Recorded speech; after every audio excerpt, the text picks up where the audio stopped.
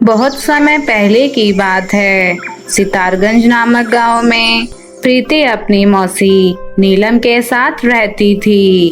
क्योंकि कुछ समय पहले प्रीति के माता पिता की मृत्यु हो गई थी और अब वह अपनी मौसी नीलम के साथ रहती थी। नीलम की अपनी एक बेटी थी जिसका नाम था सिमरन। नीलम ने कभी भी प्रीति को माँ की कमी नहीं होने दी। नीलम प्रीति का उतना ही ध्यान रखती थी जितना अपनी बेटी सिमरन का रखती थी। प्रीति बहुत ही समझदार और अच्छे स्वभाव की लड़की थी। वहीं दूसरी तरफ सिमरन बिल्कुल भी अच्छे स्वभाव की नहीं थी। वह हमेशा प्रीति को परेशान किया करती थी। एक दिन प्रीति स्विमिंग पूल की सफाई कर रही थी। तभी सिमरन एक शरारत करती है और प्रीति को स्विमिंग पूल में धक्का दे देती है। स्विमिंग पूल में गिरने की वजह से वह कांपने लगती है। प्रीति सिमरन से कहती है, तुमने मुझे स्विमिंग पूल में क्यों गिरा दिया? तुम्हें मेरे साथ ऐसी शरारत नहीं करनी चाहिए थी, परंतु अब तुम बड़ी हो गई हो, तुम्हें इतनी शरारतें शोभा नहीं देती। कृपया करके अपनी शरारतें थोड़ा कम करो। तुम्हारे कारण मुझे बहुत दिक्कत होती है। मुझे 24 घंटे घर के काम करने पड़ते हैं और तुम हो कि मुझे तंग करती रहती हो। तुम माँ की घर के कामों में मदद कर सकती हो।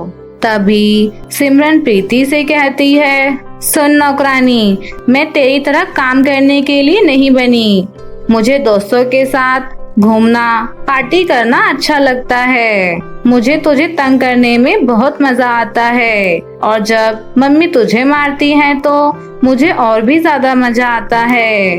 अगर तूने काम करने के लिए मुझे दोबारा कहा तो मैं मार मार के तेरा भरता बना दूंगी। और अब जा यहाँ से, मेरे लिए गर्मा गर्म नूडल्स बना। सिमरन प्रीति से ऐसा कह ही रही थी कि तभी वहाँ पर नीलम आ जाती है। वह सिमरन को एक थप्पड़ मारती है और उसे कहती है, बकवास बंद कर सिमरन, कुछ सीख अपनी बड़ी बहन से।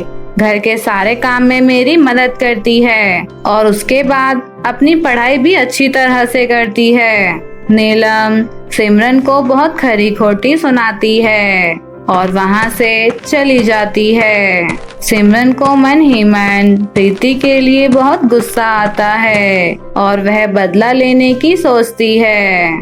और तभी से हर दिन वह अपनी माँ से प्रीति की झूठी झूठी शिकायत लगाती है। नीलम सिमरन और प्रीति की हर दिन की लड़ाई देखकर बहुत परेशान हो जाती है और सोचती है कि जरूर प्रीति सिमरन को परेशान करती होगी। कुछ दिन बाद नीलम का प्रीति के लिए स्वभाव बदल जाता है और वह अब प्रीति से गुस्से से बात करती है और घर का भी सारा काम करवाती है। यह सब देख सिमरन बहुत खुश हो जाती है। ऐसे ही समय बीत रहा था कि एक दिन नीलम की तबीयत खराब हो जाती है और उसे बुखार आ जाता है। वह बेड पर आराम कर रही होती है और प्रीति दोपहर के लिए भोजन तैयार कर रही थी।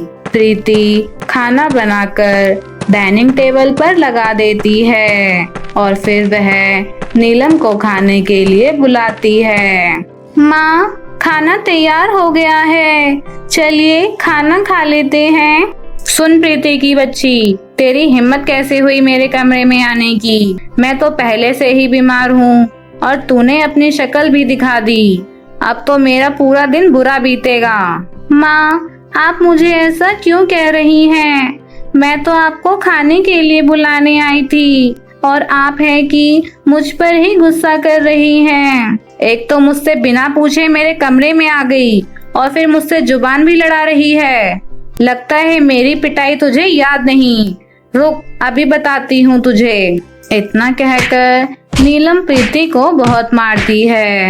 प्रीति रोते हुए वहाँ से एक जंगल में चली जाती है। तभी सिमरन सोचती है कि कहीं प्रीति दीदी ने अपनी जान दे दी तो मुझे पुलिस पकड़कर ले जाएगी।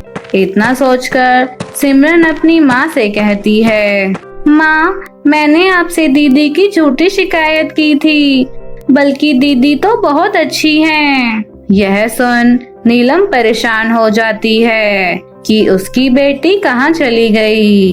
प्रीति नदी में कूदकर अपनी जान देने की सोचती है। हे नदी, अब मैं अपनी जिंदगी से परेशान हो गई हूँ, तुम मुझे अपने अंदर समा लो, अब मैं जीना नहीं चाहती।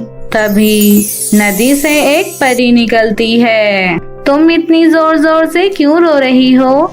मैं इस नदी की नील परी हूँ। परी जी, मैं अपनी जिंदगी से बहुत परेशान हूँ, मुझे अब और नहीं जीना।